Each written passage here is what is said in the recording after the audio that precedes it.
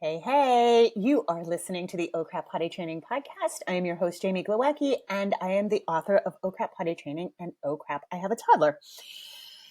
Here in Rhode Island, it is pouring rain, so you might be able to even hear that through my headphones and mic.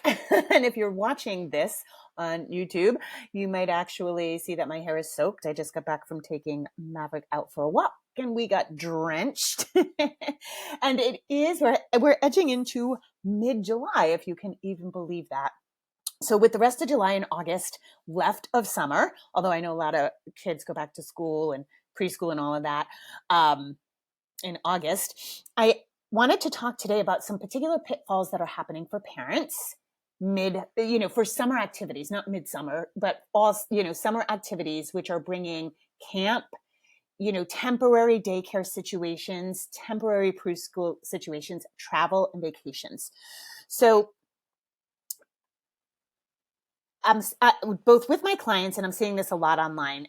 There is this expectation that a child who is well potty trained, let's even go with you feel like the child's totally done potty training. You maybe have been potty training for, 6 to 8 weeks, or maybe your child's, you're 2 weeks in and your child has done great.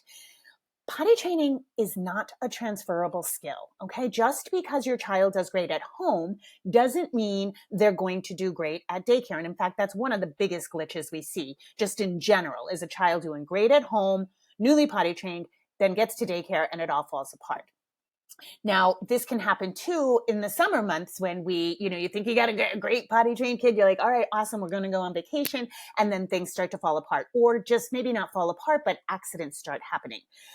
When I say potty training isn't a transferable skill, skills are built in different situations. And I liken this to walking, learning to walk, even though it's not a perfect similarity. When your child learns to walk, think of how they were walking when they first started and what it looks like now and how that skill built. And when your child was learning to walk, when they really managed to, be able to walk, not just take 10 steps and fall, you didn't immediately take them on a trail uphill with a lot of roots and rocks, right? They weren't necessarily running on pavement. These skills get built over different times in different situations. And that's really important to remember, because it's the same with potty training. It will look different in every scenario. So we want to be patient with the child, because toddlers love routine. They just love knowing what's next. They're rigid in their thinking. Their thinking is very black and white, but we are dealing with human beings, and human beings are never black and white. It's never just like you're all set, you're all done, right? Like things shift and move. I've said this before. It's my favorite line in my book is the anus is a sphincter muscle that opens and closes with emotion, right? And that is one of those things that you go to someplace exciting and the anus might open and the child might have a poop accident. When there's some sort of anxiety, the anus might slam shut and the child can't poop. And so that's what we deal with human beings. Like your kid might be a great pooper, but things may happen along the way that change that great pooping and cause accidents or cause, constipation or withholding. So I think it's really important to remember that. So when you are traveling, I think the other big thing to remember is that traveling is stressful. New situations are stressful. Even if they're fun, even if your kid's having a blast, it's still a stressor on the nervous system. What are we doing? Where are we going? Where's the bathroom? Who can I ask for help? These things are stressors, okay? So recognize that your child could be having a hard time even when it's really fun. And a perfect example is Disney. Disney is stressful as all get out, right? Having a blast, super fun. Kids love it. Parents love it, but it's still stressful. And remember, stress doesn't come, it's not like a psychological stress where it's like, oh my God, my kid's all stressed out. The nervous system isn't necessarily calm. It's on edge. It's excited. And that creates a stressor. And so we really want to give these kids some slack, because one of the things people forget, and I really highlight in this, my other podcast, Oh Crap Parenting, and I really highlight this in Oh Crap, I Have a Toddler. We forget how new these kids are to the planet. in general, even outside of potty training, when you break it down, your average 2-year-old has been on the planet, not average, a 2-year-old has been on the planet for 730 days. A 3-year-old has been on the planet for 1,095 days. Think about that. When we break it down like that, it's like, oh, right. They don't have the skills we have, nor do they have the knowledge, nor do they have the executive functioning, which is like, hey, we're going to go to Disney. They're going to have public restrooms. Don't worry about it. I'll find a place. Just tell me when to pee. You know what I mean? They don't have that. So we have to sort of introduce everything and give them the lay of the land. When you are traveling, I suggest sticking to some sort of routine that you have. So maybe it's 3 stories before bedtime and you bring those 3 books with you. Something that is like a talisman, a touchstone that your child can come back to and have that routine. Because a lot of times what we do as parents, we forget that and we sort of throw them to the wolves in the sense of like, whoa, we're on vacation. We're in the mountains. You can stay up late. We're not doing bath. We're not doing bedtime, right? Like everything can change. And again, could be super fun, but it's going to affect their nervous system, which is going to affect their behavior and their skills. And potty training is a skill that can easily fall apart. So what can you do if your child is struggling? Because the biggest thing I'm hearing is camp situations, whether they're camp situations on like a temporary thing, like say you go on vacation for a week. I know my son is about to go to camp on this island in New Hampshire that I used to go to when I was a kid. And one of the things they have on the island, it's like a rustic dirty dancing kind of situation. It's a little bit goofy. Like if you go there as an adult, you probably won't like it. But if you grow up in it, it's super fun. You go the same week every year. So it's like week 4. So you get to like be best friends with these people, even though technically you see them for like 1 week out of the year. And they have like the little red schoolhouse, which is the kids get to go to this like temporary daycare setting, super fun, awesome. But again, brand new daycare setting, right? So I'm hearing from clients that they're having something similar or just going on vacation and you're out of routine. And so the kids are having accidents and they're like, oh my God, what can I do? I'm also hearing about like a lot of accidents in just general camp. So let's first and foremost, across the board, what I'm hearing, you may or may not be experiencing this, is that we are, as a country in the US, we are completely understaffed everywhere. I'm hearing this from daycares that are charging an arm and a leg, and still they're getting pretty subpar help. So, and if you're dealing with a camp, you're probably dealing with a younger counselor who may not have the knowledge, may not have the skill, and maybe on their phone all day. And that's what I'm hearing. I'm no judgment. I think it's very interesting as a side note. One of the things I realized is having a 17-year-old, so he's Gen Z. Gen Z is the smallest generation we've had in the human race without catastrophic events. So that's wild. So that generation, which is the new workforce, right, is the smallest generation. And then I think what happened during COVID is a lot of people figured out a side gig from home, and now they don't have to, now they're not in the workforce either.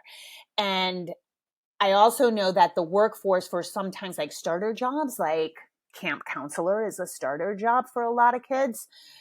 Number one, they don't, I'm seeing this, like, luckily not luckily, I did it. I infused my son with a strong work ethic, but he's telling me these stories at work. Like kids don't have to, they can be late. They can leave early. They can show up and be on their phone because these places need a warm body. But these kids also know that they can turn around and get a job. Every single place is hiring. And so it's kind of like a dire situation for the workforce, and it's a dire situation for starter jobs. Another thing that's happening is with college being so expensive, people are focused only on their kids' grades and only on their, like, making sure they have like extracurricular activities. And so I'm noticing that these kids aren't working, not because they don't want to work, but their parents don't want them to work because it's like study, study, study. Summertime is like extracurricular or classes. And so that starter job population demographic has really been diminished. So help is at an all-time like crazy crappy level. So recognize that even in very expensive camps, you are probably dealing with younger kids who know nothing about child development or kid, they're just a warm body to keep everybody corralled. And maybe they are fun. Maybe they're fun and they have games and they're lively, but they still don't have that knowledge. So you may have to go in with like a very, very, very small index card of like, what are your child's cues about what is their pattern? Like, do they pee generally speaking around every hour? If they are really stuck, is there an older kid, slightly older, like if your child is 3, maybe a 4 or 5-year-old who has potty training in the bag that can be paired up as a bathroom buddy? And this is a great trick even in daycare. So you want the child paired up with somebody so they can keep an eye, especially the older kid loves the responsibility and the younger kid will resonate with a kid closer to their age. This is a great trick in general because it was really funny. My awesome assistant, Sharon, who some of you have probably had contact with either on Instagram or email, was telling me like she had a friend visiting who was pretty newly potty trained, and literally they could tell this little girl had to go pee and she wouldn't go. She just didn't want to go pee, like for some reason, and she was dancing around. It was, she was clearly withholding pee. And so Sharon's son, who I think he's 6, I forget, he may be 5, but I think he's 6. He like out of the blue, nobody asked him, but he was like, "Hey, you want to pee outside?" And then he went to pee outside and he said, "Listen, you can't pee on a flat rock because it'll splash back at you." Like he taught her all these things. And then she wanted to pee and she wanted to pee outside. So they peed outside and everything was great. Having an older kid, whether it's a sibling or a friend, is always better. Kids love getting taught by kids that are slightly older than them rather than adults. And the thing about those kids is they are closer to the source. So they have tips and tricks that you and I can't even think about. Then they have a way of speaking to the child that is awesome. So when any situation, particularly these camp vacations, when you can get an older kid, slightly older kid to help, it works. It's just awesome. I think that's where potty training, I look to why has this become such a weird, hard milestone? And I think part of it is we really, again, we're not parenting in villages, but we're not parenting together. There's been this real rip in parenting. It's a shame. And it comes out of, I think we've done ourselves a real disservice by having like parenting philosophies and this is how I'm going to do it, because we don't let other people help with parenting and we don't have these gaggles of kids. We used to I know I sound like a boomer when I talk about this, but like we used to play in these gaggle of kids that there were older kids, there were younger kids, and you taught, like you learned so much from your peers or close to your peers. And there's just another way of saying it. I say this all the time on my other podcast. When I grew up, we had, I can't even count. There must have been 30 kids on our street. And it was a very urban setting and it was cool. There were like at least 5 swimming pools. The college, Providence College, was right down the road. And this was before we became a litigious society. So we played in their like baseball field, their soccer field. Like we could all just go there and hang out. Now, of course you can, it's under lock and key. Riding bikes, everybody ride bikes, but everybody's parent could yell at you. It was fair game. Whoever was in the vicinity, it was like in Italy with the old nonas hanging out their balcony. Everybody was fair game. And so there was parenting together. And now it's kind of reversed, right? It's like this weird thing. Like if another person yells at you and you go home and tell your mom will call that person and cuss them out. Whereas back in my day, if you came home and said, Lisa's mom yelled at me, my mom would be like, what'd you do? You know what I mean? So there was a collective that was better. And I do think that happened with potty training too. I think it just more kids helped more kids. So always, if you can find a cousin, a relative, a sibling, or a friend, it always works better. And then I think just really, really, really remembering that they're not, like, you really have to set it up wherever you go when you're traveling. We're in an airport, honey. There are plenty of bathrooms here. Look, see, they come very often. They're very close together. You just let me know when you need to pee. Hey, let's get on the plane early and I'll show you where the bathroom is. It's so cute. It's very little. Okay, all right, very good. Now now you have to, let me know when you have to pee. Okay, look, we're at the cabin. Oh my God, this is so exciting. It's a new bathroom situation. Show them everything. And as much as you can, lay out the day. Like, hey, this is where we're going to be sleeping now. And in the morning, we're going to get up and we're going to do X, Y, and Z. And it doesn't, obviously you're on vacation. It may not be all plotted out, but giving your toddler broad strokes and relating it back to sort of how their day was at home will be super helpful. Let's talk a quick thing about night training in the summer. Night training in the summer gets a little trickier because, again, schedules are just all over the place. And I want to be clear. I think like under 3 years old, I think you want to stick to your schedule as much as humanly possible. There's going to be a million summers where it's fun.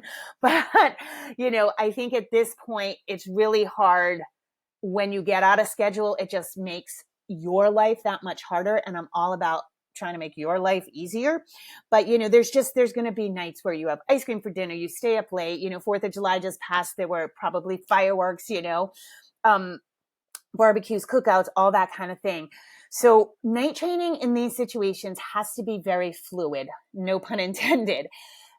If I just heard from a client who said, I knew he had too much water and he didn't get a pee before bed. So I knew I was going to have to wake up earlier. So if you are night training, recognize that like, oh, we're out of routine. Just being out of routine can super affect night training.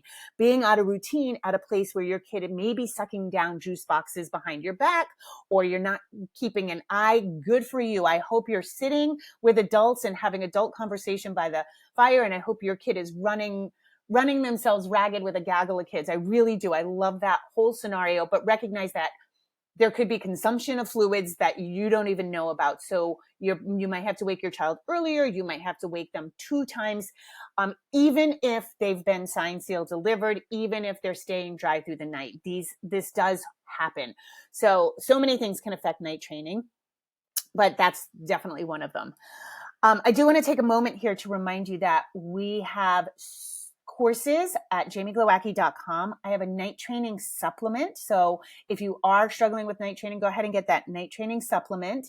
We have a Daycare Blueprint that Jen L'Italian, who is a potty training consultant, she and I wrote that together. And that is all the myriad of things that can go wrong, how to best set your kid up for daycare. This is a perfect time to get that if your child isn't in a daycare setting and will be going to one in September. This is also the perfect course for if you're running into, like, say you're going to a camp situation in August, anything like that, any care where your child will be in somebody else's care. The Daycare Blueprint is perfect. My Pooping Solutions is my most popular course. If you are struggling with pooping, you definitely want to get that. Pooping issues tend to escalate. They don't just go away. And I do have my Oh Crap Potty Training online course. If you're not a reader and you just want to get some information, you don't have time to read the book and you want the information sort of synthesized, that's there.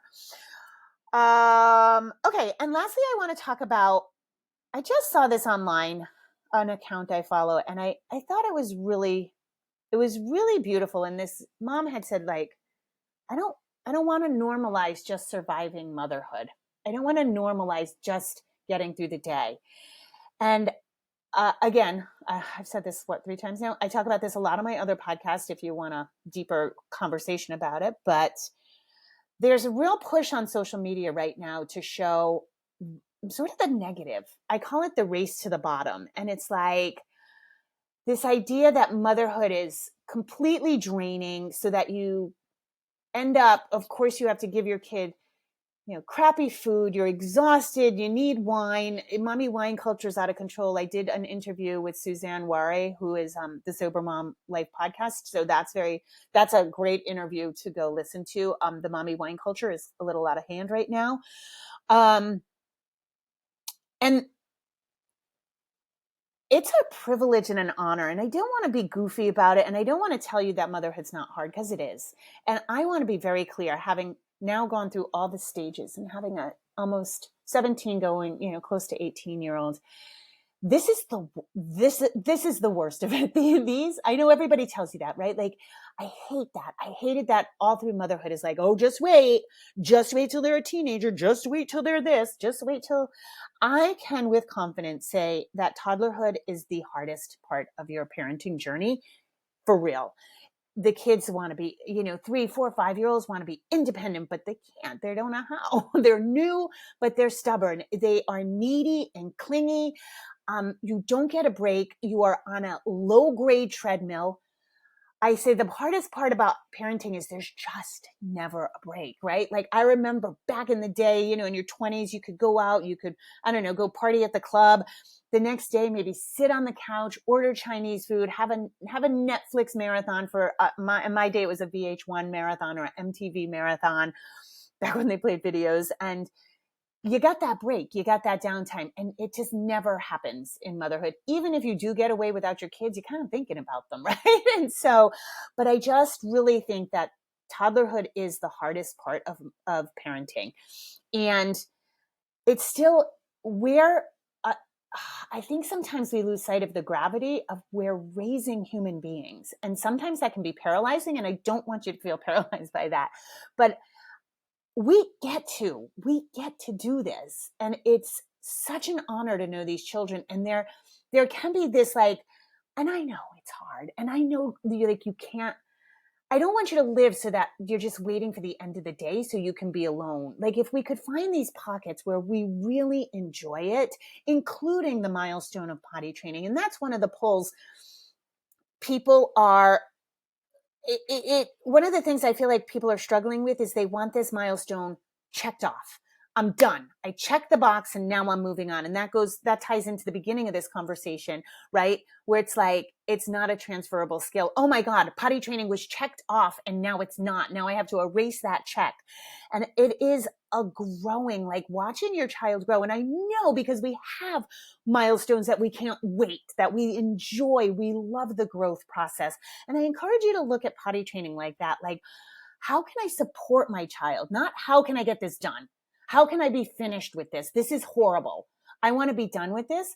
The more you lean into horrible, the more horrible it's going to be. Your kids sense your nonverbal communication, your energy, your vibe. If you are like, they're going to be like, but when it's like, hey, we're doing this together.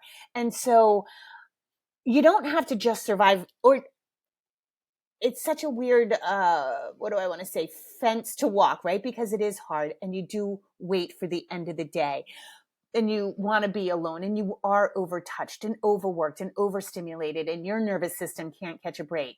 But I also think we want to really find these moments of, like, enjoying it. And I have always said it, the reframe of I have to I get to is really powerful, right? Like, sometimes you're like, oh, I have to go to work.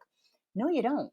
There are plenty of people who duck out. There are plenty of people who abandon their kids. There are plenty of people who abandon their jobs and go do other things. And I'm not saying it's a great life, but there are plenty of people who do it, right? So you don't have to. You do have a choice, even if it's like not a great choice, but you get to, right? And so I don't know. I find that mindset shift really helps with potty training and really helps with parenting.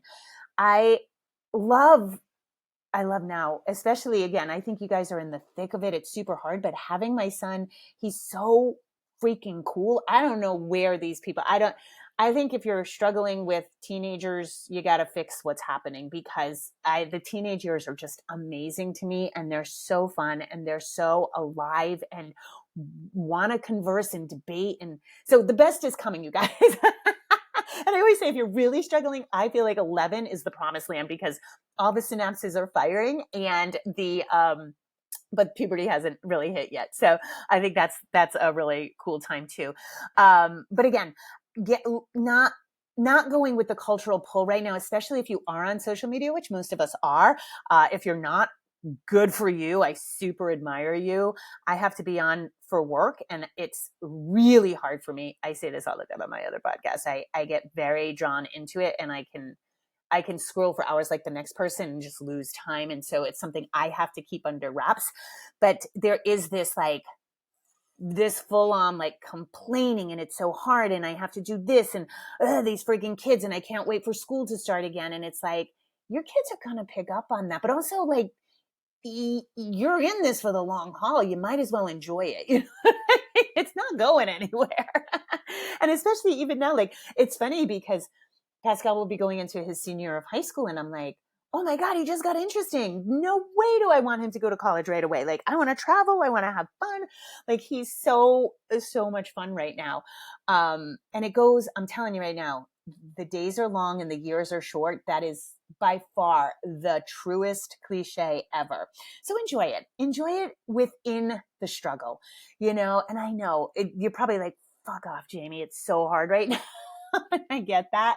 But find the pockets where you can enjoy it. Yeah. Enjoy your children, because they'll feel that and you'll get more cooperation. Remember, we don't want compliance from our kids. We actually want cooperation. And that's where you want to be with them. And that comes from a lot of nonverbal communication, a lot of slowing down, a lot of connection time. All right. Enough. Thank you guys for listening. As always, I appreciate you so much. And yeah, I hope you have a beautiful day, and I hope you rock on.